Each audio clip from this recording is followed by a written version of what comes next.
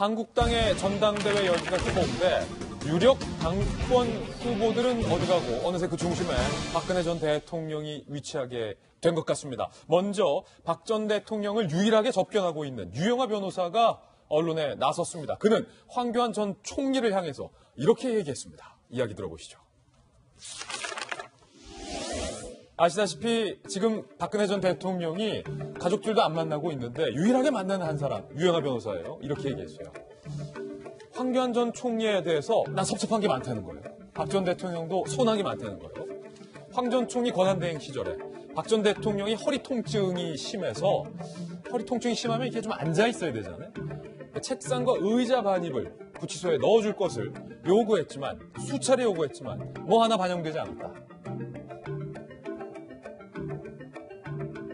결국 문재인 대통령 집권 후에 채권상이 들어왔다는 거예요. 그리고 황교안 전 총리가 나는 박 전 대통령의 수인 번호도 모른다라고 최근에 발언했는데 그 발언에 대해서도 자신을 장관, 총리로 발탁한 사람의 수인 번호가 인터넷에 쓰고 있는데 그걸 모른다?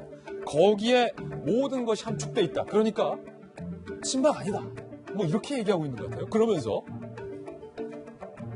박 전 대통령이 황교안 전 총리의 면회를 여러 차례 거절했다. 저에게 이유를 말했지만 나는 그 이유에 대해서 말하지 않겠다라고 밝혔습니다. 김병현 박사님, 네. 유영하 변호사가 전당대회를 목전에 둔 이 국면에서 황교안 전 총리에 대해서 굉장히 섭섭함과 서운함을 토로했는데 네. 왜 그랬을까요? 꽤 긴 시간에 나와서 인터뷰를 하더라고요. 예. 그동안 신문지면에서는 어느 정도 인터뷰가 있었지만 방송에 출연한 건 처음이라고 하는데 박근혜 전 대통령의 허락을 받고 나왔다고 합니다. 저도 궁금해서 유튜브로 이 방송을 쭉 찾아봤는데요. 실제로 박근혜 전 대통령에 대한 이야기를 끄집어내면서 한국당원이 아니기 때문에 전당대회에 관심이 없다라고 이야기를 해요. 근데 이야기를 나오고 있는 전체적인 흐름을 보게 되면 한국당 전당대회에 아주 강한 영향을 미치려고 하기 위한 인터뷰가 아닌가라는 생각이 지울 수가 없어요. 그래요. 왜냐하면 황교안 전 총리는 사실 누가 보든지 간에 박근혜 전 대통령이 발탁한 법무부 장관, 박근혜 정부 시절에 국무총리를 지냈던 권한대행을 지냈던 인사이기 때문에 친박의 색채가 굉장히 강할 거라고 하는 우리가 은연중에 생각을 갖게 되잖아요.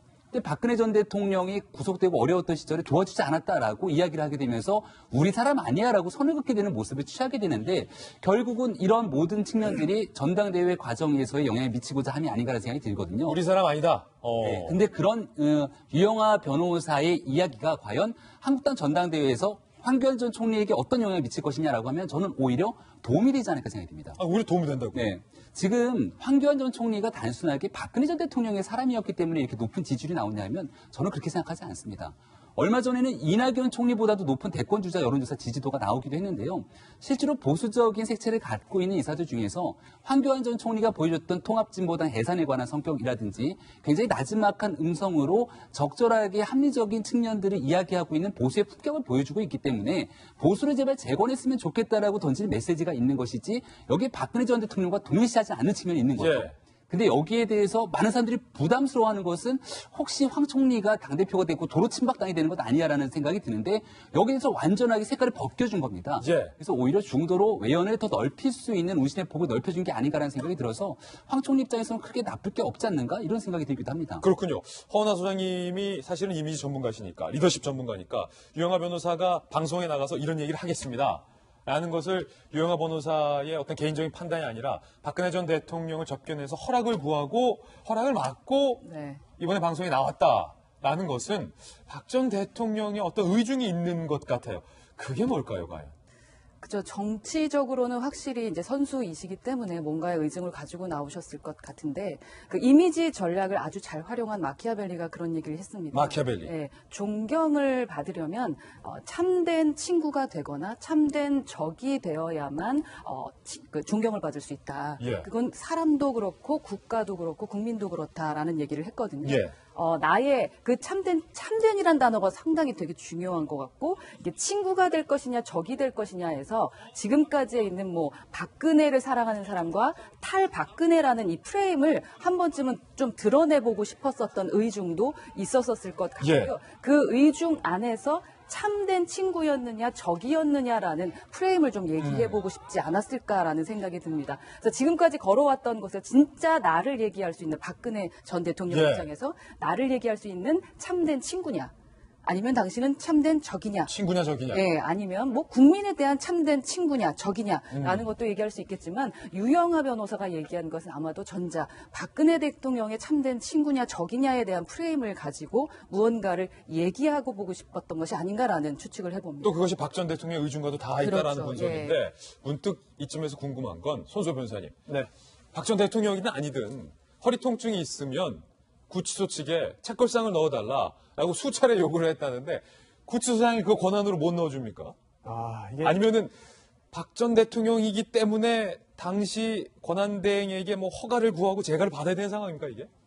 제가 이 부분을 좀 물어봤어요. 예. 그랬더니 이렇게 하는 경우는 거의 없다. 거의 없다. 라는 그런 현직 공무원의 어떤 답을 받은 적이 있거든요. 그래서 이게 참 실제로 정식 요청을 받았다 하더라도 대응하기가 참 쉽지 않았을 것 같습니다. 왜냐하면 이거를 정말 그 편의를 봐준다면 정말 그럴 필요성이 객관적으로 봐서 되어서 인정해서 그런 조치를 취했다 하더라도 나중에 특혜를 줬다는 그런 비난을 받을 수 있고 역풍이 올 수 있다. 네, 그리고 또 반대로 이거를 그런 요구를 받았는데 객관적으로 봤을 때 이건 요건이 충족 안 된다라고 해서 해주지 않은 경우에도 또 이거 역차별 아니냐 또 이런 또 비판받을 수도 있고 결국은 어느 경우에든 이런 조치를 취하는 게 참 쉽지 않았을 것 같거든요. 아마 현직에서 실무를 담당하는 그런 입장에서도 그런 측면에서 어떤 여러 가지 고민들이 있었을 것 같습니다. 예, 황교안 전 총리를 향해서 책걸상도 안 넣어주더라라고 섭섭함을 토로한 건데 그뿐만이 아니라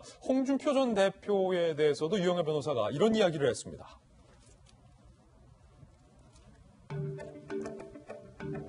먼저 홍준표 전 대표가 이런 이야기를 앞서서 했었죠. 드루킹 사건으로 정당성 문제가 되는 문재인 정부 대선 무효 주장 안 할 테니까 우리도 풀어달라. 그러니까 우리도 대선 인정할 테니까 우리도 풀어달라는 거예요. 박근혜 이명박도 석방해달라는 말이다. 또 본인이 전당대회에 당대표로 당선되면 두 전직 대통령 박근혜 이명박 전 대통령에 대한 석방운동도 하겠다라고 밝힌 바 있는데 이 발언에 대해서 유영하 변호사 이렇게 얘기했어요. 홍 전 대표가 박 전 대통령을 출당 조치시킬 당시, 당대표 당시죠. 법률 정치적 도움을 주겠다라고 밝힌 바 있었는데 어떤 도움 줬다는 거예요? 말만 법률 정치적 도움 주겠다라고 하면서 출당만 시켰지 도움 준 거 하나도 없다. 이렇게 이야기하면서 석방운동을 하겠다는데 좀 일관성이 있어야 된다. 차라리 내친다고 끝까지 가던가 끝까지 구한다고 하던가 허락까지 하지 말라라는 이야기를 했습니다.